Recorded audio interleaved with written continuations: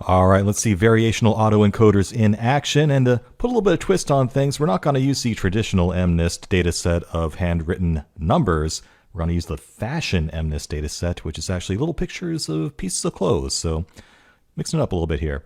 What we're going to try to do is train our VAE to generate pictures of clothing. So let's see how it works. All right, so let's dive in here. Open up the Variational Autoencoders notebook from the course materials if you'd like to follow along. If you do want to follow along, though, it's pretty important that you have a GPU available, that you have TensorFlow GPU installed. Otherwise, you're going to find that this takes a really long time to train. So if you don't, just head over to this link here at tensorflow.org/install/GPU, and that will walk you through what you need. You will need an NVIDIA graphics card, and you'll probably need to go to the NVIDIA developer website and sign up to get the CUDNN library installed as well. But this walks you through what you need to do if you do want to follow along and you don't have TensorFlow GPU installed. If you don't know if you have GPU support already, that's what this first block checks. So let's go ahead and Shift Enter in here. And it's just going to list how many GPUs I have access to from TensorFlow. It's also going to load up the TensorFlow library itself, so that's going to take a little bit of extra time. I can hear my hard drive chugging away as it loads up TensorFlow. All right, the chugging is slowing down. We have one GPU available. That's enough. But if it says 0, again, you're probably going to want to stop and either go install TensorFlow GPU or just watch the video without following along, because otherwise both VAEs and GANs will take a long time to train. All right, we're also going to set a consistent random seed so I can get somewhat consistent results out of this notebook and don't have any nasty surprises. This is pretty complicated. It's harder than you might think to have a consistent random seed and to get consistent results. And that's because we're using a GPU, so we're doing a bunch of training in parallel, and getting consistent results out of that when you're dealing with randomly generated initial conditions and various randomness within the model itself even, that can get a little bit dicey. Even with all of this that we're doing here, we're not going to get perfectly consistent results, but it will at least be close. So let's go ahead and Shift Enter on that as well. All right, let's talk about that fashion MNIST dataset a little bit. So like I said, it's like the MNIST dataset, the one that we've been using before, where it's just handwritten digits 0 through 9, right? The difference is that instead of numbers, we're looking at pictures of clothes. So a little bit interesting. And the various classes that we have available to us are t-shirts, trousers, and pullovers. I'm guessing this came from the UK or something. That's pants and sweaters where I come from. Dresses, coats, sandals, shirts, sneakers, bags, and ankle boots. So you can see that example I talked about in the slides of different kinds of shoes was not theoretical. We're really going to be looking at sandals, sneakers, and boots independently here. So let's start by importing our data in and making sure that we understand the dimensionality of it. So all we're going to do here is load up the fashion MNIST dataset, which conveniently is built into Keras.datasets already for us. We'll load that up, and we'll just check that everything's as we expect. 60,000 training images and 10,000 test images. Each one is 28 by 28 grayscale image. All right, Shift Enter. And nothing's complaining, so everything is as we expect. And it's always a good idea to take a look at the data, get a feel for it before you start messing around with it. So what we're going to do here is plot what this looks like in a 9x9 grid. We'll take 9 samples at random out of our 60,000 training set and plot each one using grayscale. And let's see what we get. Just plucking out 9 at random. So you can see we've got what looks like a, I guess that would be called a sandal, a handbag, looks like a dress, some pants or trousers as they call it. Ankle boot, I guess. Honestly, I'm not sure what that is. I think that's a handbag. So you can see, the data is not the greatest to begin with, but that's what makes this challenging and interesting, right? But they're pretty, except for that thing. I'm not sure what that is. Everything else is pretty recognizable as a piece of clothing. All right, so the first thing we need to do is pre-process our data. First thing we're going to do is combine our training and test data together. Why? Because this is not a classification problem. I'm not trying to figure out, is this a boot, is this a pair of pants? I'm trying to create a system that can generate pictures of clothes in general. So because I'm not actually trying to test my ability to classify these things, that test data set with that label data that tells me if I classified it right isn't really useful for this problem. So instead, I'm just going to use it for extra training data. So the first thing we're going to do is concatenate the training data set and the test data set together into a single data set called Creatively Dataset. I'm also going to add an extra dimension to that data set because our convolutional layers expect 3 channels of input, not just 2. I'm also going to convert that to floating point data and normalize that to 0 to 1. So the raw data is just going to be integer data from 0 to 255, representing how bright that pixel is. This actually transforms that to a floating point number between 0 and 1 because the sigmoid activation values in our model are between 0 and 1. So we're just sort of massaging the data here to fit the input of our convolutional layers better. Shift-Enter to run that. All right, so now things get interesting. First thing we're going to set up is our sampling layer here, and this is where that reparameterization trick, hey, I actually said it right, comes into play here. So remember, we need to move that random component out into an epsilon term while retaining mu and sigma, the mean and variance of our data coming in here. Actually, we're going to be using the log of the variance as we come into here, as you'll see shortly. So our sampling layer is going to be this custom layer, and it will take in the inputs of the mean and log variance. It will then extract what the batch size is by looking at the first dimension of the z-mean input coming in, and the dimensionality of that data by looking at the second dimension. We then compute epsilon, that is the random term we talked about in the slides. It's just a normalized random number of that shape that we expect to match up what we're getting in for the z-mean data that's coming in. So we're creating a bunch of epsilon random numbers in the size of whatever the batch size is times the number of dimensions that we have. And what we return is just mu plus sigma times epsilon. It's a little bit more complicated because, again, we're using the log of the variance here for training purposes later on. So to convert that back to an actual variance, we'd have to take the exponential of that of 0.5 times the log of the variance. So some basic algebra there. But fundamentally, this is returning the reparameterization trick we talked of z equals mu plus sigma times epsilon. All right, next let's actually create our encoder model. Let's run that before we forget, Shift-Enter. We're going to be using the Keras functional APIs to build this because it's a little bit complicated, or more complicated than usual. It's not really that hard. All right, so we're going to have this build encoder function. Its job is to return a Keras model for the encoder, part of our larger model. Let's start by setting up a sequential model that consists of two conv2D layers. We're going to start off with a 128 number of filters going down to 64. We'll then flatten that out and dump it into a dense layer of 256 neurons at the end. And Strata 2, like we talked about. Again, these are kind of hyperparameters. The topology of this, the exact number of filters that you use at each convolution layer, those are things you can play with. The number of convolution layers you have, what the strides are. So I've seen people, like I said, leave strides of 1 and 2 in there for more complexity if they need more neurons in their model for doing a more complex task. Again, it's a lot of trial and error to get this right. So it's kind of the dirty little secret of deep learning. A lot of it's just experimentation and trying different things until you see what works the best. All right, so we're going to pass in our inputs through that convolutional block. So we just call that sequential model that we just set up with the encoder inputs that come into this function, this build encoder function.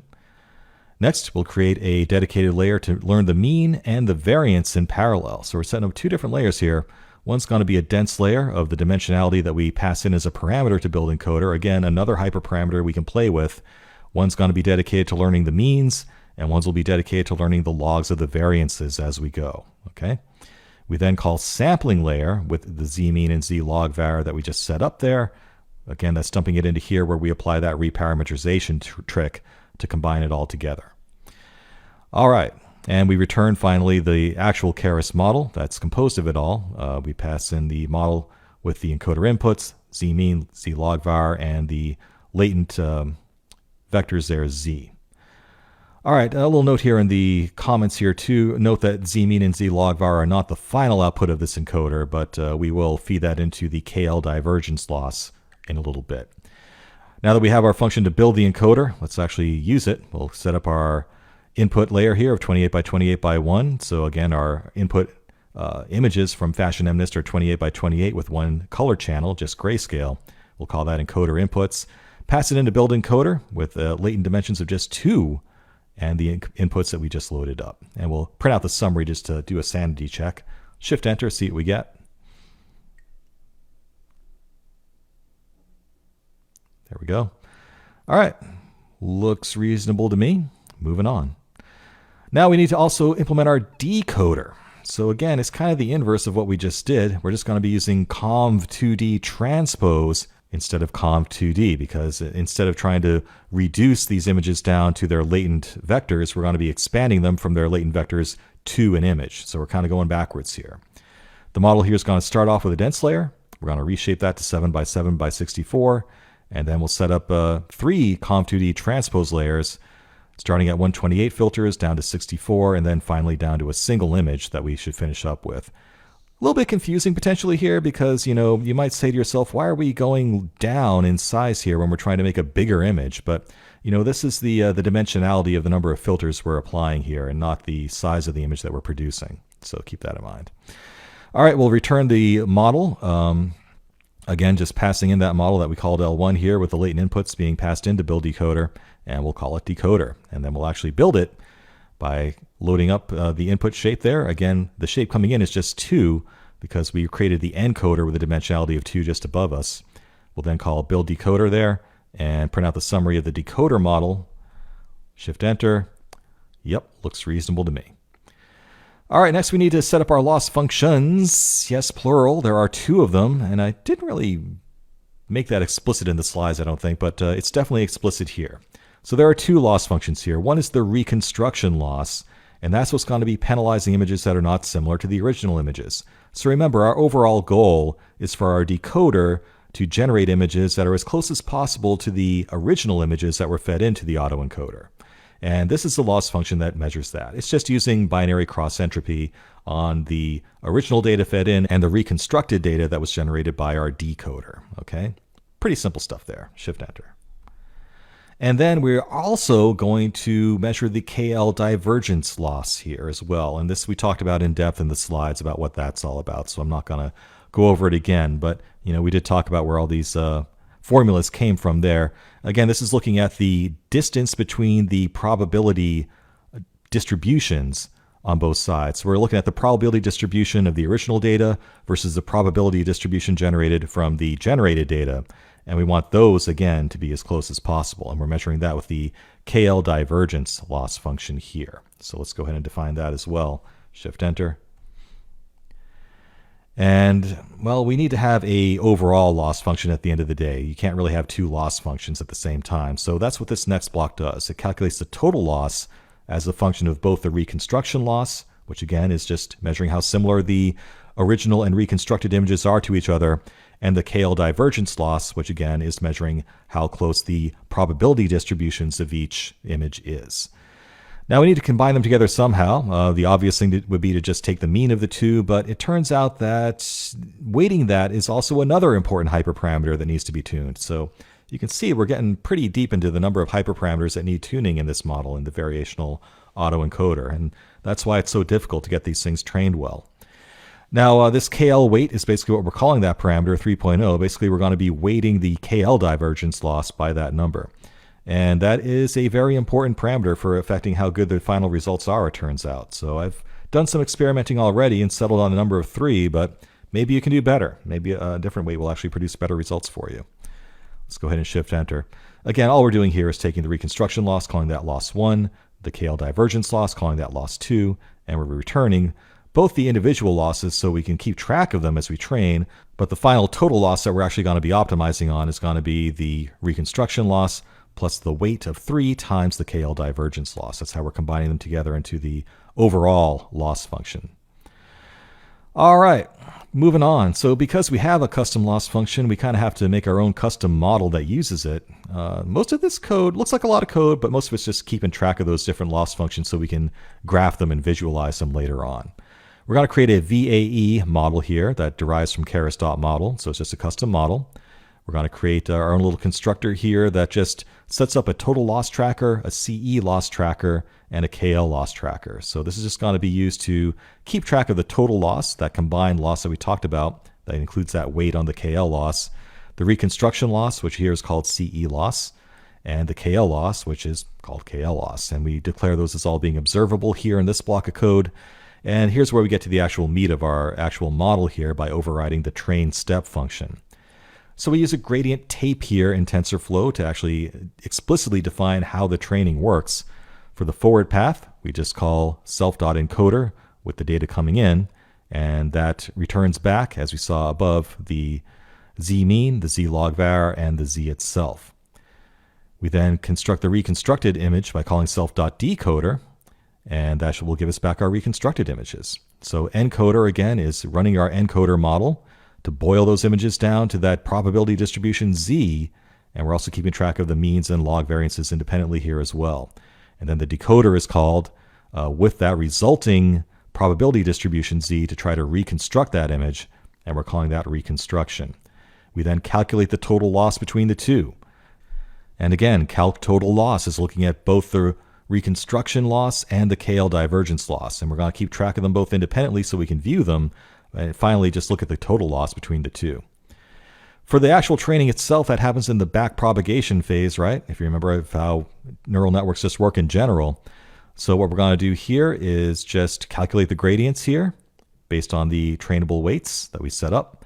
And we will apply gradients by just zipping together those gradients and the trainable weights, and we'll optimize on those trainable weights. What ties this all together is using that total loss here that came from calc total loss to actually, bake that into how the back propagation works. So that's really where we're incorporating our custom loss function into how this model is trained. Again, we're going to keep track of all those individual loss functions, both the KL loss, the reconstruction loss, and the total loss function that combines the two independently, so we can graph them all independently as well. And we return all three just so that we can keep track of them. All right, Shift-Enter to set that up. Shouldn't take long, but this next block will take a long time. Here we're actually going to do the training. So we're going to set up our VAE model, passing in our encoder model and our decoder model. The VAE model puts them all together. We'll compile that model using the Atom optimizer. And this learning rate is yet another hyperparameter that needs to be tuned. This is one that I had to tweak quite a bit while experimenting with this notebook myself. And finally, we'll call fit to actually do the training itself. We're going to use 32 epochs of training and a batch size of 128. Yet more hyperparameters that need to be tuned. In general, more epochs is better, but if you're finding that the model's not stable, which is pretty common, more might not be better. So again, experimentation is needed to see how many epochs you really need once you get everything else right to get good results, and what batch size makes sense. So very easy to overfit here, very easy for getting stuck in a local minima and not getting out of it. That's also something that happens a lot when you're training these things. So I'm going to go ahead and kick this off. Even with the GPU, it's going to take a while. So what I'm going to do is, through the magic of video editing, just pause this recording and come back when it's done. Let's let the first epoch run at least, though, before I do that. I think the act of recording this video was actually competing for resources on my GPU. There it goes. So you can see here that we can watch the reconstruction loss, the KL loss, and the total loss coming together there. And you can kind of see why we had to weight that KL loss a bit. Those are much smaller numbers, at least at first, compared to the reconstruction loss. So the reconstruction loss is really dominating the trading right now, and its contribution to the total loss. And as we go over time, we should see that reconstruction loss getting smaller and smaller. And as that happens, the KL loss will be more of a factor as it trains further on. So really, the more epochs you have, the better it gets, and the more that KL loss will come into play. All right, again, as I said, I'm just going to pause this and come back when it's done. All right, that took about 10 minutes even with a GPU, but our training has finally wrapped up. And we can kind of eyeball what happened here by looking at the loss functions reported over time. You can see we started off with a total loss of 313 and got down to about 266 here. You can definitely see just by eyeballing it that it was really kind of reaching a point of diminishing returns here, and was actually really struggling by the time we got to 31. It actually went back up at 32. So 266 seems to be about as good as we were able to get. Whether that's because it found the best solution or because it got stuck in a local minima, well, I guess we'll find out. You can also see that the reconstruction loss is really much larger than the KL loss. So, that was really playing a much larger role than KL loss as we went. So it might make sense to experiment with using a larger weight on the KL loss if you have time. You might want to play around with that a little bit. And also, it's possible we got stuck in a local minima here. I guess we'll see how good the results are in a moment here. But if so, experimenting with the batch size might be a good way to try to get out of that minima more easily. Anyhow, we can kind of eyeball what's going on here, but let's plot it because we went through all this trouble of actually keeping track of all those numbers. So, and here we can actually see plotted the total loss, the reconstruction loss, and the KL loss. Again, KL loss being a much smaller value. Hard to see what's going on there. And you can see that, after just a couple of epochs here, it kind of was really struggling to improve and decrease that loss function further.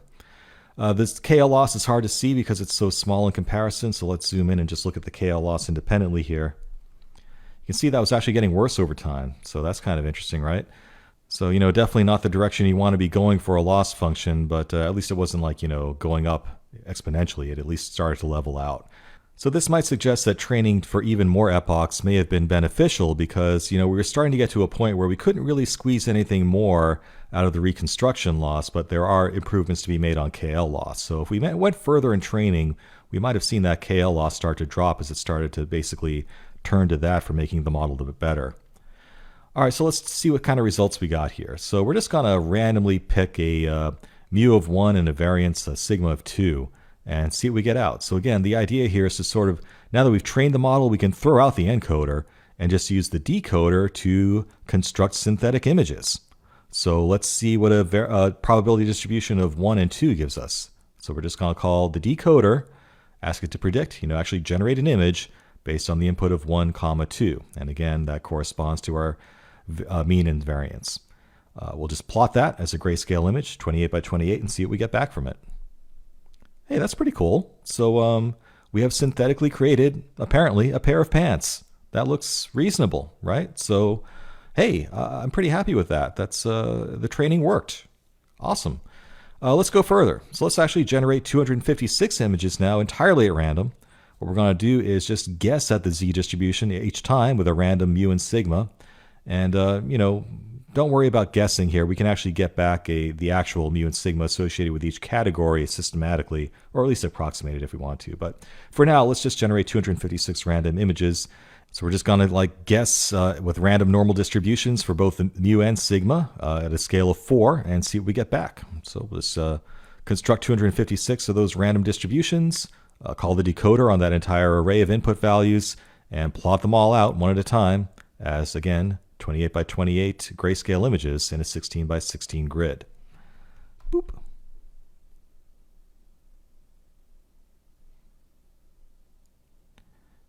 And there we have it, 256 synthetically generated images of clothes. And these are actually pretty darn good. Wow, I'm happy with that. So yeah, this isn't really much worse than the source imagery, really. So I think we got lucky that time, and we actually hit on a real solution here during training. Yeah, I see, sweaters, I see shirts, I see pants, I see sandals, I see ankle boots. We really got lucky on this one. So good results, I'd say, so far. So that's all well and good. We can generate random images of pieces of clothes, but what if I want to generate a specific kind of a piece of clothes? How do I do that? Or what if I just want to draw a pair of sandals or something, right? Well, one way to go about it would be to just run a known case of a given category through the encoder, observe the mu and sigma that came back from the encoder for that image, and send that back into the decoder to try to get a similar image to the one that you just threw to the encoder, right? It's not perfect. It's not totally a concrete way of going about this. There is something called conditional variational autoencoders if you want a more concrete approach to doing this, but this is a reasonable way to do it. Take a picture of a shirt and put it to the decoder and say, I want a picture that looks like this, and you'll probably get a shirt back. So let's just randomly pick image number 1280, whatever it is, in our training data set. I'm going to go ahead and expand that into 3 dimensions, and like the encoder expects it to be, and go ahead and convert that to a floating point value between 0 and 1. I'm going to print out the shape of that just to double check it, send it to our encoder, ask it to predict what that probability distribution will end up being for that specific image. And then we'll pass that probability distribution into our decoder to get back a synthesized image. And we'll see what exactly that probability distribution is by just typing in Z at the end there to print it out. Shift Enter. All right, so we can verify that we got a 28 by 28 by 1 image there, just like we expected. And what came back from the encoder was a probability distribution with a mean of negative 0.427 and a variance of 1.259. All right, cool.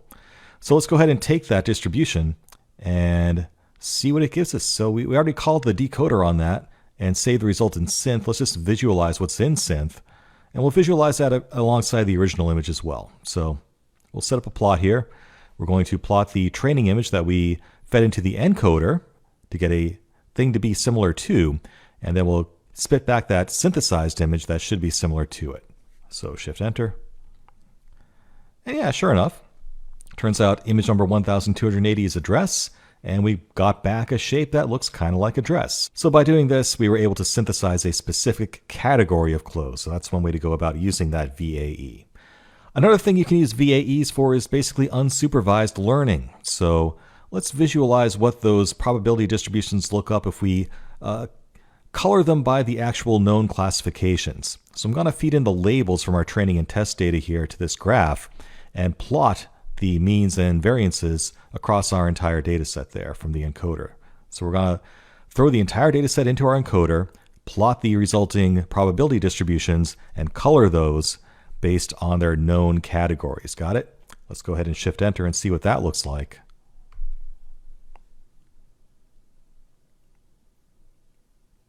And there you have it. So you can see that we're seeing those clusters. We can actually visualize that there are distinct probability distributions for these different kinds of clothes. So, I don't know what these different colors represent. Maybe the purple ones are pants and maybe the green ones are dresses. I don't know.